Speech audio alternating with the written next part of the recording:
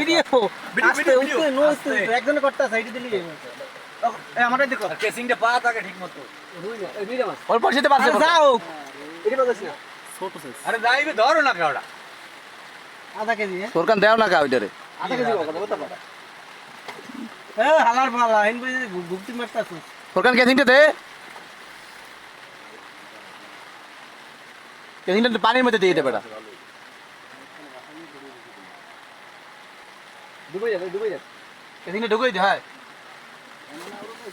বিলাস কা মিডিয়াম মাছ সে একবার দেখি কইছি নিয়ে গেল